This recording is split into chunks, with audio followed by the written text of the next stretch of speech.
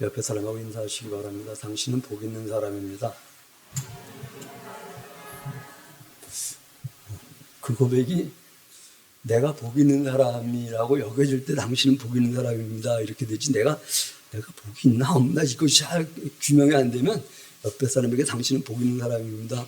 이거 말하기가 쉽지 않을 거예요. 오늘 말씀의 제목을 하나님은 어떤 분이신가. 범위가 너무 넓다 보니까 오늘 눈을 딱 떴는데 설교 전체를 다시 뒤집어 엎어서 다시 해야 되는 거 아니야? 너무 커. 지금까지도 중압감에 눌려가지고 내가 이거 하나님이 어떤 분이신지 내가 어떻게 알아? 어떻게 말을 해? 이 부담감이 있거든요. 당신은 복 있는 사람입니다라고 할 때 여러분 안에 맞아, 나는 복 있는 사람이야. 이것에 대한 확신이 있을 때 옆 사람에게 자신감 있게 말해주는데 그것에 대한 확신이 없으면 나도 복을 모르는데 너한테 어떻게 복 있는 사람이라고 말해 이럴 수 있거든요. 한번 여러분 안에 하나님의 복을 한번 믿음으로 막 뒤꿈치로 눌러놓고서 옆 사람에게 눌러오니까 튀어나와야 되잖아요. 튀어나오는 마음으로 그렇게 말해 보시기 바랍니다. 당신은 복 있는 사람입니다. 튀어나올 때 퍽 튀어나와야 되는데 그래도 글쎄 그 복이 나한테 있는 거요 없는 거요 이런 것 같아가지고 제가 진행을 지금 못하거든요. 다시 한번 옆 사람에게 그렇게 한번 말해줘 보세요. 당신은 복 있는 사람입니다. 조금 용수철입니까? 스프링입니까? 조금 더 탄력이 생긴 것 같아요. 팍 튀어나가야 되는데 그래야 뭔가 에너지가 나가는 것 같은데 오늘 하나님이 누구신가라고 할 때 이렇게 에너지가 팍 나갈 수 있게 되기를 바랍니다. 그래서 여러분들에게 영향력이 있어야지. 다시 한번 옆 사람에게 그렇게 진솔하게 말해 주시기 바랍니다. 당신은 정말 복 있는 사람입니다.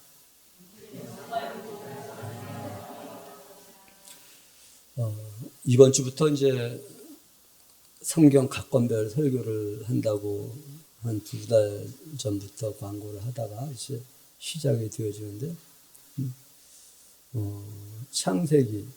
창세기의 제목을 붙이자고 한다면, 뭐라고 붙일까? 어떻게 붙일까?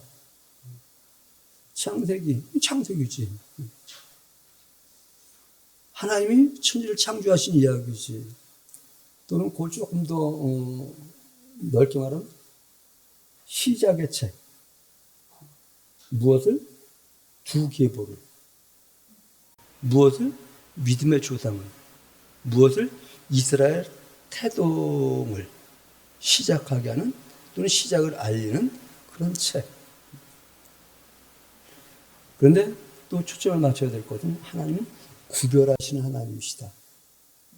그리고 그 구별한 사람들의 역경과 고난의 과정을 통해서 꽃 피우고 열매 맺게 하시는 하나님이시다. 구별하신 그 백성들에게는 주류가 있고 비주류가 있다.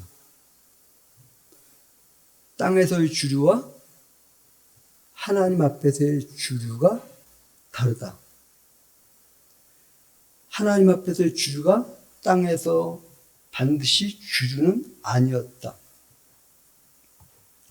하나님은 어떤 분이신가라는 질문을 가지고 감히 매우 조심스러운, 잘못 표현하면 신성모독에 이를 수 있는, 그런데 그럼에도 불구하고 하나님은 성경을 통해서 하나님은 이런 분이다 라고 보여주고 있고, 성경 속에서 하나님 맞아 이런 분이야 라는 것을 찾아내고 발견해내야 되는데, 하나님이 어떤 분인지 바로 발견해내지 않으면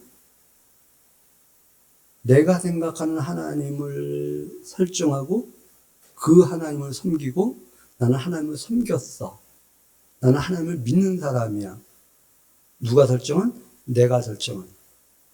마치 출애굽 시대에 아론이 금송아지를 만들어 놓고 이는 너희를 애굽에서 인도한 신이다 라고 했을 때 광란의 시간들을 보내며 그곳에서 금송아지 앞에 예배, 제물, 제사 드렸던 이스라엘 백성들과 같이 하나님은 내가 하나님이다 라고 하는데 임의대로 하나님을 설정하고 신을 설정하고 그것을 섬기는 창세기는 하나님이 이런 하나님이다 라고 보여주고 있고 그 하나님을 우리가 바로 알아야만 아니 이것이 아마 어찌 보면 신앙의 첫 단추일 것입니다. 신앙의 첫 단추를 바로 끼워야 그 다음에 하나님에 대한 신앙의 첫 단추들을 다음 단추들을 끼워갈 수 있는 것이지 첫 단추를 잘못 끼운다고 한다면 하나님을 믿는데 어떤 하나님을 믿는 것이지? 여러분 한번 자문해 보시기 바랍니다. 그리고 자답해 보시기 바랍니다. 그리고 오늘 제가 나름 창세기를 통해서 펼쳐놓은 하나님과 여러분들이 설정하신 하나님과 맥을 같이 하는가? 아니면 다른가? 다른 것이 발견되었을 때 마저 거기에 맞추어야지 하는가? 에이, 목사님은 그건 목사님 생각이지 이렇게 볼 것인가? 가만있어 봐. 성경으로 다시 한번 비춰보면 무엇이 맞는 것이지? 이렇게 자기 자신을 돌아볼 것인지. 먼저 이런 설정을 해봅니다. 하나님은 어떤 분이신가? 부패한 주류 인생의 편에 서시는 하나님이 아니라 하나님을 바라보는 사람의 편에 서시는 하나님이시다. 더 정확하게 말한다고 한다면 하나님은 하나님이 택하신 사람의 편에 서시는 하나님이시다. 주류와 비주류라는 표현을 해보았습니다. 어느 곳, 어느 단체나 주류와 비주류가 있습니다. 창세기는 세상에서의 주류와 하나님 앞에서의 주류 인생을 보여주면서 너희들 하나님 앞에서 주류의 인생을 살아갈래? 아니면 세상 앞에서의 주류의 인생을 살아갈래? 어떤 인생을 지향하고 싶니? 또 어떤 인생을 지향하고 있니? 여러분 점검해 보시기 바랍니다. 나는 하나님 앞에서 주류가 되고 싶은가? 땅에서 세상에서 주류가 되기 원하는가? 아니면 퉁쳐서 두 가지 다 해서 주류가 되기를 원하는가? 어디에서 주류가 될 것인가는 끊임없는 질문이 이어야 하고 끊임없는 답을 내어놓을 수 있어야만 우리는 바른 신앙생활을 할 수 있습니다. 성경은 세상의 주류를 하나님 앞에서 주류라고 말하지 않습니다. 성경의 단면을 보면 하나님의 주류가 땅에서도 주류였을 걸 이렇게 생각될지 모르겠는데 성경을 조금 더 자세히 살펴보면 땅에서 주류가 하나님 앞에서 주류 아니었다. 하나님 앞에서 주류가 땅에서 주류되지 못했다라고 하는 것을 확연하게 보여주고 있는 것이 창세기입니다. 노아의 후손 가운데 땅에서 가나안의 조상 함은 세상에서의 주류가 됩니다. 반면 노아의 후손 가운데 셈이 있는데 그 셈의 후손 아브라함은 하나님 앞에서 주류가 됩니다. 우리는 가인을 생각합니다. 그리고 아벨을 생각합니다. 누가 땅에서 주류였을까? 가인이 주류였습니다. 그렇기 때문에 아벨을 하나님이 셋을 대신 세웁니다. 누가 주류였을까? 셋이 주류였을까? 가인이 주류였을까? 가인은 힘있는 사람이었습니다. 성을 쌓는 사람이었고 무기를 만든 사람이었고 목축을 하는 사람이었고 그의 후손들이요. 그리고 음악하는 자들이었고. 근데 셋의 후손은 없어. 여호와의 이름을 불렀더라. 낳고 여호와 하나님과 동행하다가 뭐 이렇게. 이 세상의 기준으로 보면 초락이 말할 수 없어요. 세상의 기준으로 보면 가인의 이미지가 정말 멋있어요. 그 가인의 후손에서 니므롯도 나와요. 함의 후손은 지금 말이 조금 순서가 조금 바뀌어가지고 좀 말이 꼬였는데 꼬인 게 아니라 조금 질서정을 하지 못한데 그 가인 후손과 셈 후손, 죄송합니다. 셋 후손이 구별이 없어집니다. 하나님의 아들들이 사람의 딸들의 아름다움을 보고 자기의 좋은 대로 아내를 삼았다라고 하는 것이 하나님이 땅을 물로 심판하기로 작정하는 분기점이 되어집니다. 하나님은 하나님의 백성들을 구별해내시는 거거든요. 이 사건은 출애굽기에서 애굽에서 이스라엘 백성들을 구별해낸 사건과 연관된 관점에서 지금 말하고 있는 거거든요. 야, 너희들은 애굽이 아니야. 너희는 이스라엘이야. 너희는 세상이 아니야. 너희는 하나님의 백성이야.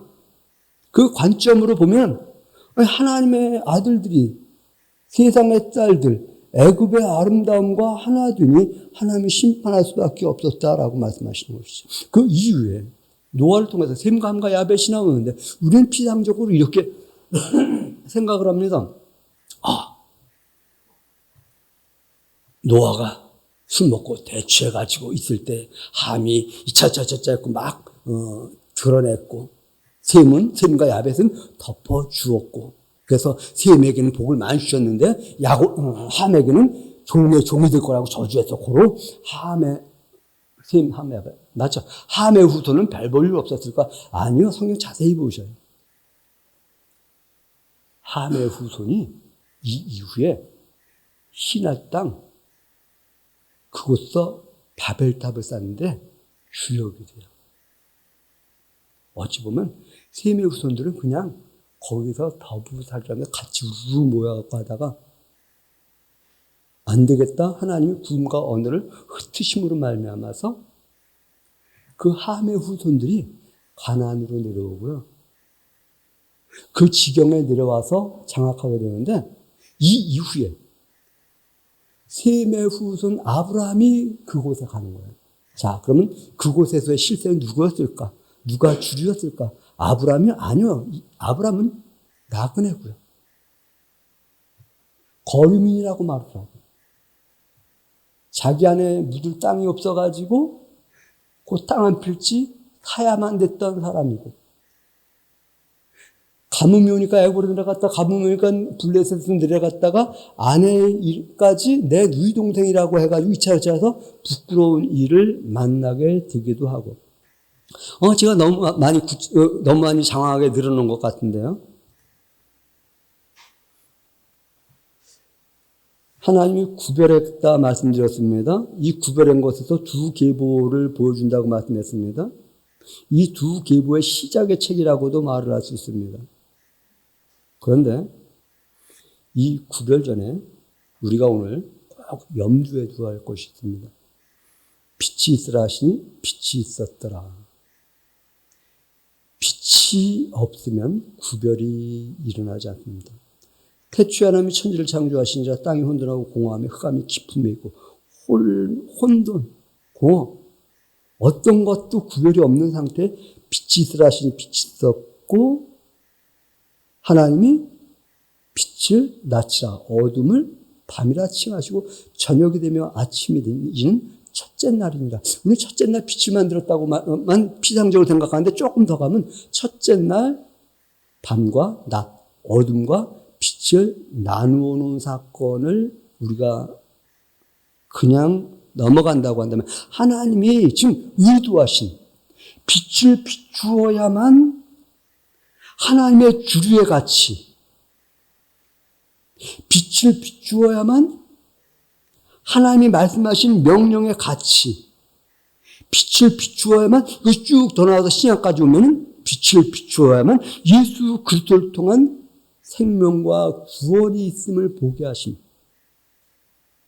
이스라엘 백성들에게 애굽에 있을 때 포로 생활 속에 있을 때에 하나님의 빛이 비춤으로 말미암아 우리가 이렇게 가치 있는 존재였구나, 가치 있는 민족이었구나 라고 그리고 하나님이 지시하는 그곳에 가야지라는 설정을 한 것이지 빛이 비추어지지 않았다고 한다면 하나님이 빛을 만드시고 빛과 땅을 어둠과 낮 죄송합니다. 밤과 낮을 나누시고 다음날 무엇을 나누는가 하면 위의 궁창과 아래 궁창을 나누셔요. 쉽게 말하면 하늘과 땅을 나누셨다는 거예요. 그리고 땅에서도 물과 무들, 바다와 육지를 나누셨다. 그런데 하나님의 시선은 어디에 두는가? 빛에 두었다 이 말하지 않고요. 하늘에 두었다 이 말하지 않으시고요. 땅에 시선을 두십니다. 그리고 땅에서 사람을 만드십니다. 그리고 그 사람에게 우리는 이렇게 생각해요. 우리는 하나님께 시선을 많이 줘야 돼. 네, 맞습니다. 근데 그거 놓고 하나님의 성경을 기록한 목적은 난 나에게 빛을 비추는 것이 아니라 너희에게 빛을 비추는 거야. 사람에게 빛을 비추는 거야. 사람에 대한 말을 하고 있는 거야. 하나님이 사람을 만드실 때 당신의 형상과 모양대로 만드셨다고 했습니다. 여러분, 하나님의 형상과 모양을 닮은 사람들은 누구에게 주목하는가? 사람에게 주목을 해요. 사람을 보게 돼 있어. 나 하나님 잘 믿어? 아니요. 하나님 잘 믿는 사람은 하나님의 형상을 닮은 사람을 보는 거예요. 한번 옆에 사람들을 한번 보시기 바랍니다. 하나님의 형상을 닮은 사람이 보이는가? 남자가 여자로 보이십니까? 할머니와 할아버지로 보이십니까? 아니면 하나님의 형상으로 보이십니까? 존귀한 하나님의 형상으로 보여주었는데 이 화상화하라고 보인다고 한다면 하나님은 사람을 만드시고 그 사람이 너무 좋아가지고 모든 것을 만드신 이유에 힘이 좋았더라. 물론 사람만 힘이 좋았다라고 한 것 아니에요. 모든 것을 보시고 힘이 좋았다고 말씀하신 거예요. 그 가운데 이 이후에 누구에게 초점을 맞추는가 하면 사람에게 초점을 맞추고 있었다. 그렇습니다. 우리는 성경에서 하나님만 보지 말고 사람을 볼 수 있어야만 합니다. 그리고 하나님의 눈은 땅과 사람에게 시선을 두고 있음을 보고, 그런데 사람을 보는데 사람의 눈으로 사람을 보는 것이 아니라 하나님의 눈으로 사람을 볼 수 있는 그러한 사람들이 되어야 된다고 하는 것이죠. 또한 창세기가 볼 수 있는 것은 결과만 보지 말고 과정을 봐야 된다. 한번 그렇게 말해봅시다. 과정도 봅시다. 결과만 보는 것이 아니라 과정을 봐야 된다. 현재만 보지 말고 미래 봐야 된다. 환경만 바라보지 말고 하나님의 계획을 볼 수 있어야 된다. 만나는 동안만 보지 말고 무엇을 선택했는가에 대한 결과를 봐야 된다. 우리 하나님의 백성이니까 하나님 다 잘해주고 아니요. 하나님의 백성이기 때문에 하나님의 말씀대로 무엇을 선택했느냐에 따라 그 결과가 있는 것이지. 하나님의 백성이기 때문에 어떤 과정도 필요 없이 만나도 아니라고 하는 것을 성경에서 하나님은 그런 하나님이라는 것을 발견하지 못한다고 한다면 돌부처 앞에서 비나이다 나무 밑에 비나이다는 신과 다를 바가 없는 그렇습니다. 창세기에서 우리가 보아야 될 하나님은 하나님의 계획이 누구에게 어디에 있느냐 머무르느냐. 성경은 만나는 중이 아니라 고난과 인내 속에서 하나님을 바라본 사람들에게 꽃을 피우고 열매 맺게 하시는 하나님이시지. 하나님은 씨를 뿌려놨기 때문에 완성 열매가 하는 것이 아니라 씨를 뿌렸기 때문에 그 과정을 통해서 열매이지라고 하는 것을 보여주는 것이 창세기에서 분명하게 굵직굵직하게 보여주고 있다라고 하는 염려고 여러분이 창세기를 한번 다시 한번 읽어보시기 바랍니다. 이걸 좀 더 확장해서 봅니다. 성경의 단면만 보면 과인과 셋 속에서 셋이 땅에 주류였을 거야 이렇게 생각한다고 한다면 오산이라고 하는 것입니다. 전제에 쓴다면 아담에서 가인과 아벨을 대신한 셋의 후손이 나오는데 그들이 땅 안으로 들어가면 가인에 비해서 조금 낮춘 편이니까 별 볼 일 없는 사람들이었다. 당시 가인의 후손이 실세였었다. 이것을 이 시대의 우리 언어로 본다고 한다면 교회, 죄송합니다. 별 볼 일 없는 세상의 교회 대단하게 여겨주나요? 아니요. 별 볼 일 없게 생각해요. 그렇기 때문에 여러분들도 세상 속에 들어가서 난 별 볼 일 없는 이렇게 움츠러들고 있지 않나요? 그런데 하나님은 교회에게 시선을 두고 있다. 하나님은 세세 후손에게 무엇이요? 시선을 두고 있다. 그런데 이 셋의 후손과 가인의 후손이 하나 되어서 구별함이 없으니 하나님은 심판하시겠다. 그럼 교회가 세상과 구별 없을 때 하나님은 세상만 심판한다고요? 아니요. 그런데 그 중에 노아는 의인이었더라라고 하면서 노아에게 초점을 맞춥니다. 셋의 후손 다에게 초점을 맞춘 것이 아니라 노아에게 초점을 맞춰요. 그 노아는 하나님의 말씀을 행하였기 때문에, 선을 선택하였기 때문에, 선한 자였기 때문에 이러한 말도 7장 넘어가면 부연 설명을 하고 있습니다. 함에게는 니므롯이 나오는데 그에 의해서, 아니 너무 건너뛰었네요. 그 이후에 노아 후손 함에게서 니므롯이 나오는데 그에 의해서 신할 땅 바벨탑이 쌓여지기 시작했고 그 바벨탑의 실세는 함이었다.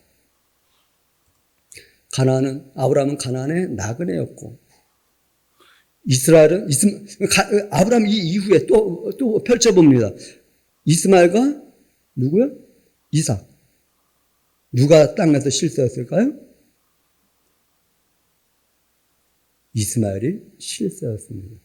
이삭 힘없는 사람이었어요. 그 이후에 야곱가 누구요? 에서. 당시 누가 실세였을까요? 야곱 실세 아니었습니다. 에서가 실세였습니다. 그런데 그 가운데 하나님이 주목하고 보여주신 것이 있어요. 그 힘들고 고난한 가운데 하나님께 부르짖었더니 하나님이 응답하셨더라. 할렐루야. 이삭 말입니다. 그가 아들을 낳지 못합니다. 에서는 능력이 있어서 이스마엘 능력이 있어서 장가들지 가요. 이삭 맞죠? 지금 말하는 거 맞죠? 이삭 그는 조금 그렇게 말할게요. 능력이 출중하지 못해서 장가도 늦게 가요. 장가 늦게 가서 바로 씨나 주셨으면 좋겠는데 씨도 또 늦게 주셔요. 우리는 아브라함과 이삭과 야곱의 하나님, 그러니까 아브라함과 이삭과 야곱의 하나님이니까 하나님은 이 세 사람들이 엄청난 많은 사람들에게 복을 주셨을 거야 이렇게 생각할 수 있는데 아니요. 이삭 말입니다. 장가 가서도 약 20년 동안 아기를 못 낳았어요. 그러니까 하나님 내가 아기를 못 낳습니다. 그때서 하나님이 어떤 하나님이실까? 부르짖는 자의 기도를 들으시는 하나님. 할렐루야. 그 모습이 어디 있느냐고. 출애굽기 가면 출애굽기에서 이스라엘 백성들이 고난 가운데서 종사하는 거 너무 힘들어서 울부짖으며 기도했던 것 같아요. 그때 그들의 고난함을 들으시고 모세를 보내서 이스라엘 백성들을 이끌어내시는 하나님에 대하여 주목하지 못한다고 한다면 우리는 성경에서 하나님이 아니라 내가 이 시대에서 살아남기 위해서 내가 설정한 하나님을 섬긴다라고 말할 수밖에 없을 것입니다. 이삭 2차 시작하고 뒤늦게 장가가서 뒤늦게 아기를 낳아가지고 쌍태가 있죠. 에서와 야곱이요. 누가 실세였습니까? 우리는 팥죽을 팔은 해갖고 야곱, 그 12명의 아들이 있었고 그 12명의 아들에서 이스라엘이 그 당시 들어가자고. 그것은 우리 이 시대에 보는 거 그 안에 들어가면 야곱은 에서에게, 야곱 맞죠? 야곱은 에서에게 쫓겨가는 자였고요. 쫓겨가서 나름 그래도 무언가 하나님의 복을 받고 내려올 때 에서가 무서워가지고 글쎄요. 나누기도 하고 먼저 뇌물을 보내기도 하고 그래서 같이 만나니까 내가 형님을 보니까 하나님을 보는 것 같습니다. 이렇게 자기 자신을 처세할 수밖에 없었던 야곱 말입니다.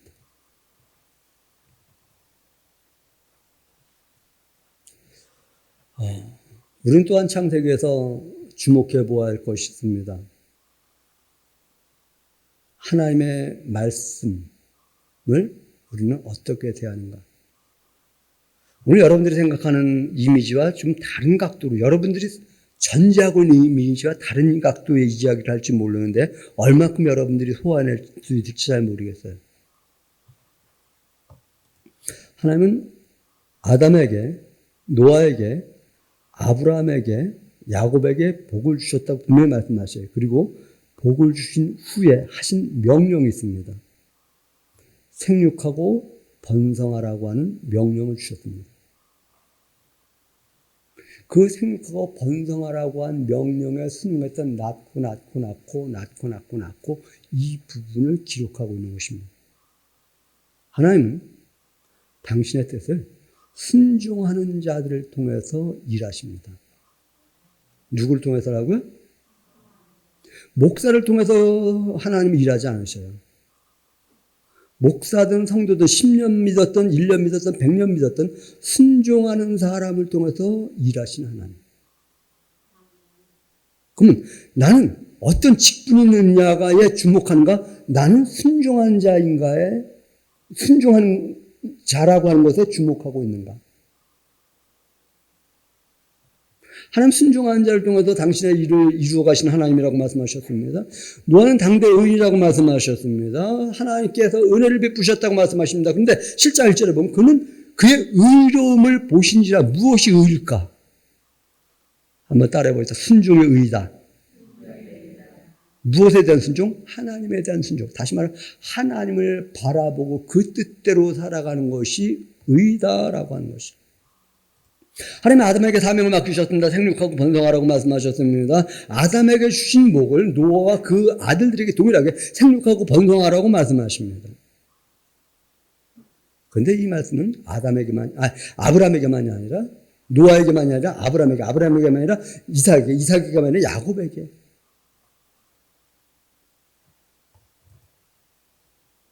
하나님이 주신 복은 그 후손들에게 이어지고 있습니다. 너희는 생육하고 번성하여 땅에 가득하며 그 중에서 가득하라. 색다른 생각을 합니다. 합리적인 기독교인들과 생육하고 번성하라고 하는 아랍 계열의 이스마엘과 하나님은 누구를 더 사랑하실까?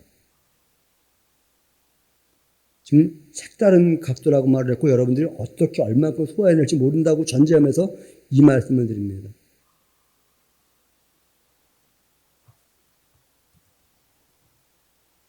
이슬람은 1인지 1가족인지 잘 모르겠는데 1인으로 통계된 것 같아요. 한 사람당 7.68명에서 6.44명 출산율이고요. 유럽, 기독교 문화죠. 유럽. 1.5명의 출산율이고요. 우리나라 현재는 더 떨어질 거고요. 우리나라가 기독교 국가라고 하는데 앞으로 유럽은 이슬람화 되어갈 수밖에 없다고 하는 수치적 통계를 내놓고 있습니다. 중동 지역의 출산율보다 유럽의 출산율이 훨씬 월등하다고 해요. 왜? 중동 지역은 먹고 사는데 문제가 있지만 유럽은 살만하거든요. 근데 그쪽 정책이 좀 낳게 하는 복지 정책을 펴다 보니까 우리 낳기만 하면 되네. 아랍 영역에서는 나도 내가 키우는 게 어려운데 여기 낳기만 하면 다 키워주거든. 이슬람 정신의 경제와 복지와 출산 장려 정책이 기여함으로 말미암아 이 시대 사회학이 내려놓은 통계는 유럽은 이슬람화되어 갈 것이다.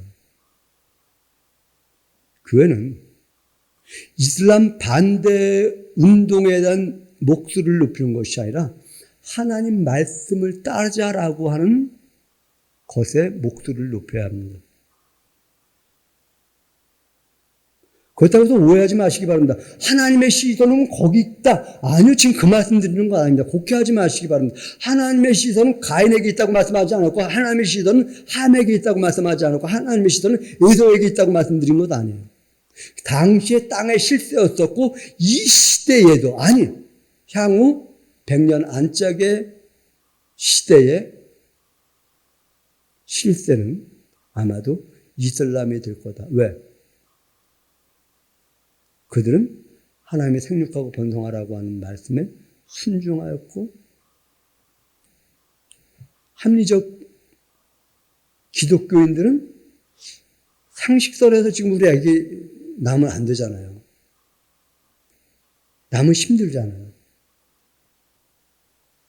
내 합리적인 생각에 물든 기독교 국가는 앞으로 하나님 말씀에 생육하고 하나님 말씀 전체 아닙니다. 생육하고 번성하라고 한 말씀에 순종한 사람들에 의해서 잠식당할 수밖에 없을걸.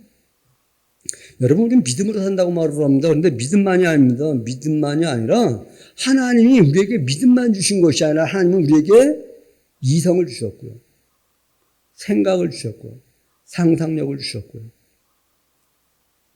하나님의 말씀을 이성적인 것을 가지고 바르게 판단하고 또 하나님의 상상력을 가지고 바르게 상상해서 하나님이 지향하는 그곳을 보아야 되는데 이 땅의 기준으로 합리적인 생각을 해서 살아가려고 한다고 한다면 하나님을 볼 수 없다. 하나님을 만날 수 없다. 하나님이 기준이 신앙생활이 아니라 내가 이 시대에 물든 기준으로 신앙생활할 수밖에 없다. 하나님의 복을 주시면서 생육하고 번성하라고 말씀하십니다. 그리고 노아에게 말씀하십니다. 무지개를 보여주시면서 이 무지개를 보거든 내가 너와 맺은 언약을 기억하고 있다. 그래서 무지개 하면 하나님의 약속, 하나님이 물론 심판하지 않는다. 이것만 생각하는데 이 무지개가 언제 피어난다고요? 빛이 있어야 피어납니다. 언제 피어난다고요? 빛이 없다면 무지개는 보이지 않아요. 그럼 하나님의 언약을 언제 보이는가? 빛이 있어요. 그래서 하나님 처음에 무엇을 창조하셨다고요? 빛이 있으라 하시며 빛이 있었고, 신약에서 예수님을 누구라고 한다고요? 빛이라고 말씀하시고, 이 빛이 아니고서는 하나님의 말씀을 볼 수 없고, 빛이 아니고서는 하나님의 계획과 관점을 볼 수 없고, 이 세상의 빛을 보면 함이, 가인이, 에서가 실세인데 하나님의 빛으로 보니 맞아, 하나님의 관심은 여기에 있었어. 하나님의 빛은 여기 머물고 있네. 아브라함은 하나님의 빛은 나한테 머물고 있네. 이삭은 하나님의 빛은 나에게 머물고 있네. 야곱도 하나님의 빛은 나에게 머물고 있네. 이렇게 했던 것이지. 환경적으로요? 아니요. 환경적으로 꼭 기억하시기 바랍니다. 아브라함, 이삭, 야곱 그 당시 정황 속의 환경으로 돌아가면 결코 실세 아니었음에 대한 기준을 내리지 못한다고 한다면 이 세상을 살아가는 저와 여러분들도 지금 내 삶이 왜 이렇지? 하나님 나와 함께 하시는 거야? 이랬어요. 근데 그렇게 생각했을 때 하나님의 빛이 비춰주는, 그래서 성경에 있는 것이지. 하나님의 빛이 하나님의 관심은 나한테 있네. 한번 그렇게 말해봅시다. 하나님의 관심은 나한테 있네. 근데 그러한 눈으로 바라보니 옆에 사람을 보면 하나님의 관심이 당신에게도 있네 이라고 하는 것이죠.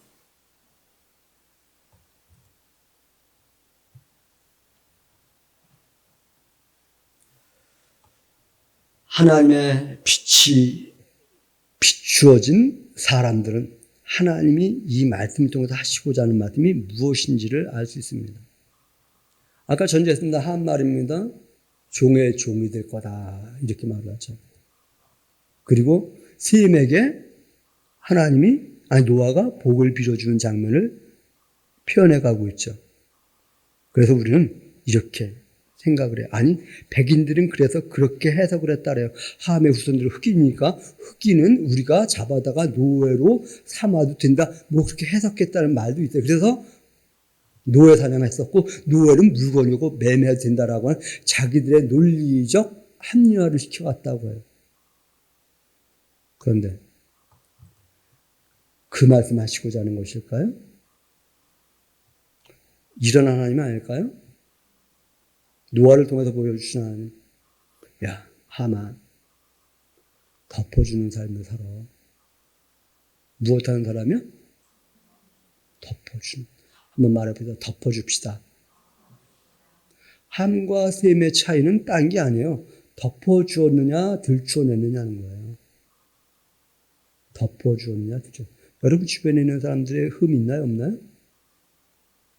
그것을 어떻게 하라고요? 덮어주라. 하나님 말씀의 빛으로 보면 덮어주는 거예요. 그런데 세상의 기준으로 보면 들추어내서 내가 으뜸되어지는 거예요. 함은 뭐예요? 아버지, 대단한 아버지 들추어도 자기가 으뜸되려고 했던 것이고, 셈은 어떻게 해요? 덮어주려고 했던 것 아닐까? 그럼 누가 하나님을 닮은 사람일까?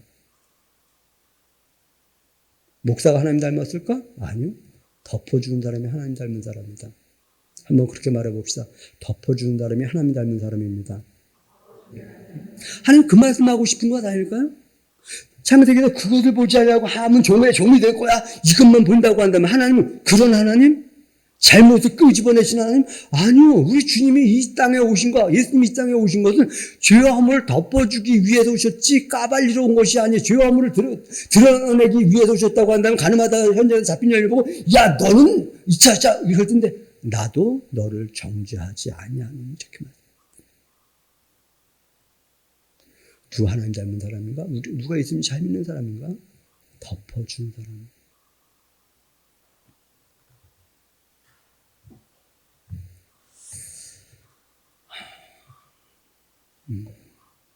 조금 건너뛰려고 하다 보니까.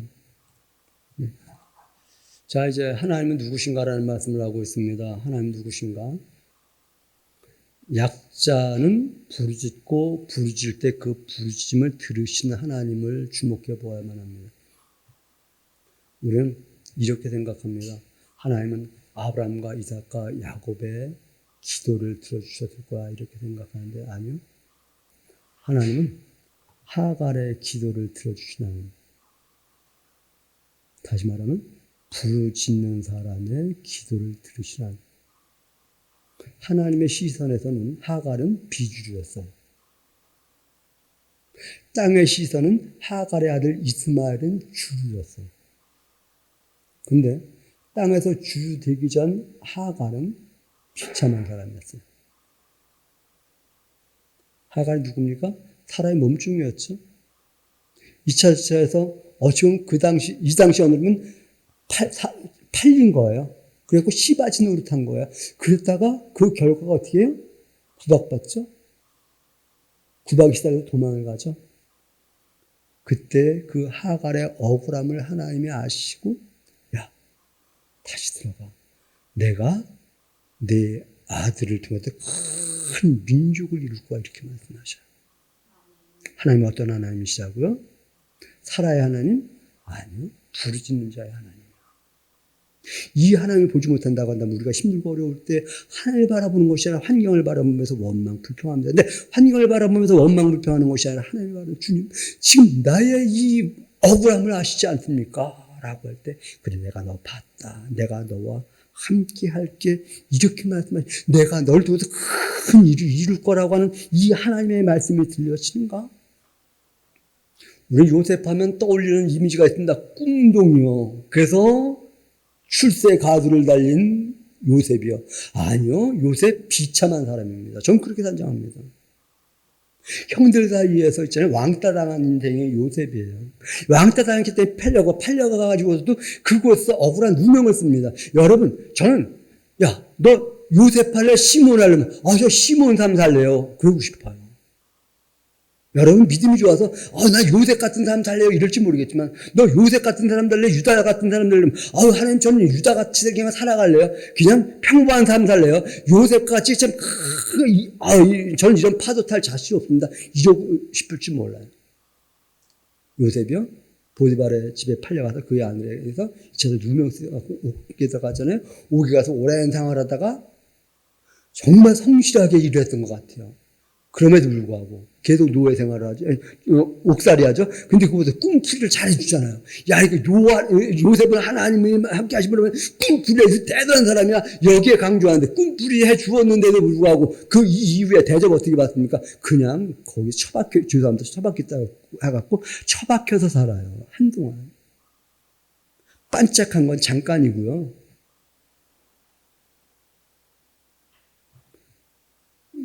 요셉이 굴에 갇히고 이스마엘 상인들에 의해서 애굽으로 팔려갈 때 울며 불며 했던 장면이 그려지실까요? 그런데 요셉이 팔려갔더라라고 하는 것이 30장 끝에 나오고요. 39장 초에 이제 보디발의 집에서 종살이하는 내용 나오는데 요 사이에 유다와 다말 이야기가 나와요. 아니 유다를 그 이후에 뚱뚱 43장 정도에 삽입하면 되는데 여기다가 뜬금없이 시간수로 기록한 거 아니에요. 요셉이 팔려간 이 이후에 한참 있다가 있었던 유다와 다말의 사건을 요셉이 팔려갔더라라고 하는 것에, 그리고 어떤 사건이 전개된가? 유다가 아들 낳는데, 그리고 3명을 낳는데 3명이 첫째갖고 장남하고 결혼했는데 이 장남이 죽으니까 차남 통해서 씨바지하게 하고, 그런데 안 되니까, 야, 이거 우리나라 정서로 말할게요. 야, 이거 남편 어쩌고 하는 여자다 해갖고 막내도 안 주려고 하니까 이 다말이 몸 파는 여자 행색을 해가지고, 그 당시 언어라고 하면 신전에서 무당하는 역할이에요. 그 옷을 입고 유다와 만나서 아기를 낳게 되죠. 베레스와 세라를 낳게 되죠. 그런데 그때 이 다말이, 유다는 몰랐거든요. 몸 파는 여자인 줄만 알았던 거예요. 신전에서 일하는 여자인 줄만 알았던 거예요. 그래서 염소 한 마리 주고서 그러려고 했던 거예요. 그런데 그 결과 자기 며느리 다말이 임신했다는 말 들으니까 이게 무슨 말이야? 당장 쳐 죽여야지 하고 끌고 오라고 하니까, 보십시오. 이것의 주인 때문에 내가 염소 죽이니까, 그럼 그 주기까지 약좀을 달라고 하니까 뭐 지팡이 뭐 그런 거 보관해 놨잖아요. 이것의 주인 때문에, 그러니까 보니까 자기 거거든. 네가 나보다 옳도다, 그렇게 말해요. 이 다말의 비참함이요. 요셉의 비참함 다음에 다말의 비참함을 엮어놓고 이 이후의 초점을 요셉과 유다에게 초점을 맞추어 가고 있습니다. 하나님의 관심은 어디에 있는가? 억울할 때 하나님을 바라보면 하나님이 그 사람에게 관심을 가지시고 그 사람의 문제를 해결해 주시는 하나님이시다라고 하는 것이죠.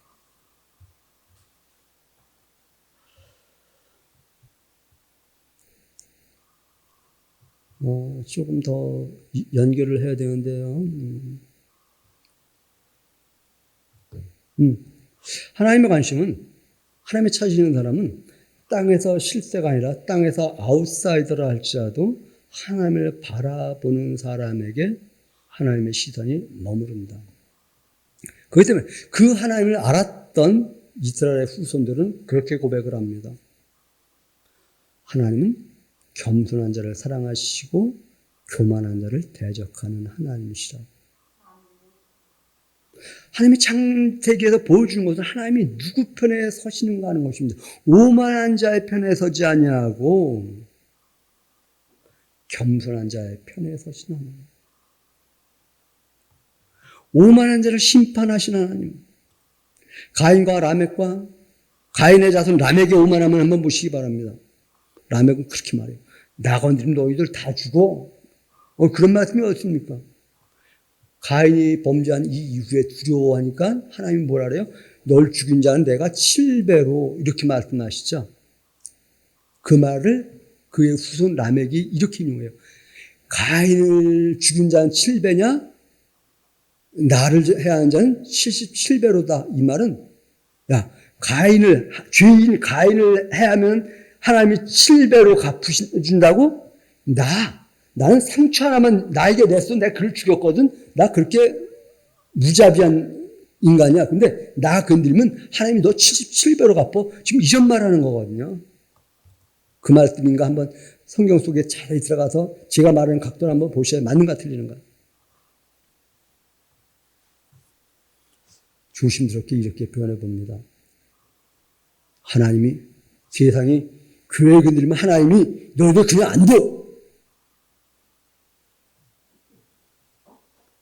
오만함입니다. 나 건드리면 하나님이 가만 안 놔도 너희들. 오만함입니다. 하나님 겸손한 자와 함께 하시면, 하나님 16월을 하나님을 바라보는 사람과 함께 하시지. 하나님이 내 안에 나에게 시선이 머물렀다고 내가 임의대로 하나님을 끌어다 쓰려고 하는 사람과 함께 하신 하나님을 성경은 보여주지 않는다. 그럼에도 불구하고 저는 이런 말을 하고 싶습니다. 이 시대에 개천에서 용나지 않는다고 말을 하는데 땅의 언어입니다. 하늘의 언어는 개천에서 용난다. 그때 용이라는 게 우리 기독교 용어는 아닙니다만 어쨌든 무언가 극대화시키는 언어가 있잖아요. 그렇죠? 이미지가 있잖아요. 뭐 그렇게 말해 봅시다. 이 시대에도 개천에서 용납니다. 하나님의 눈이 머물면 아브라함이 용이에요. 이삭이 용이야. 야곱이 용이야. 요셉이 용이야. 모세가 용이야. 그 이후에 지금 이스라엘이 용이야. 용을 좀 이상한 언어로 하지 말고 지금 그 이미지를 한번 염두하고 들어보시기 바랍니다. 창세기에서 약자들의 아우성에 대한 대표적인 인물을 꼽으라면 저는 하갈과 야곱이라고 들고 싶습니다. 하갈 말입니다. 쫓겨가서 억울해서 울고 있을 때 하나님이 그와 함께 하시니까 하갈이 그렇게 말해요. 나를 살피시는 하나님이시다. 우리는 사라를 살피는 하나님, 야곱을 살피는 하나님, 요셉을 살피시는 하나님이라고만 생각하는데 아니요. 하갈이 말을 해요. 나를 살피시는 하나님이시다. 한번 그렇게 말해 봅시다. 나를 살피시는 하나님. 아까 제가 야곱이 억울한 사람이라고 했습니다. 야복강가에서 하나님 앞에 서서 처절하게 씨름할 수밖에 없었던 이 야곱 말입니다. 그런데 이것이 껑충 뛰어서 출애굽기에 가면 이스라엘 백성들의 신음소리를 들으시는 하나님. 이스라엘 백성들의 신음소리를 들으시는 하나님의 관점에서 야, 하갈의 신음소리 하나님 들으셨지? 하갈은 정통성이 있는 씨 아니잖아. 그런데 들으셨어. 야곱 어떤 인물이냐? 형 2차째 속이고 2차째 있었잖아. 근데 그의 억울함 들으셨어. 다말 참 그렇잖아. 그의 억울함도 들으셨고 요셉 그의 왕따당함과 그의 억울함도 들으셨어. 우리는 힘들면 힘든 것을 내색하지 않는 것이 이 시대의 정신인지 모르겠는데 우리는 하나님 앞에 하나님 저 힘들어요. 하나님 저 너무 힘들어요. 이렇게 말할 수 있는. 근데 그때 하나님이 그래 내가 너를 보았다. 내가 너를 살폈다. 내가 너로 하여금 큰 일을 행하겠다라고 하는 하나님의 메시지, 하나님의 음성이 들려지는가. 세상은 세상의 주류에 의해 살아가고 교회가 그 주류에 같이 편승하려고 하는데 하나님은 아니야. 난 너희를 구별해냈어. 분리해냈어. 너는 내가 보고 있는 거야. 내 앞에서 나와 함께 살아가면 내가 너를 통해서 큰 일을 이룰 거야. 이 말씀을 염두하며 살아가는 우리 예수교회 성도들 되시기를 주님의 이름으로 축원합니다.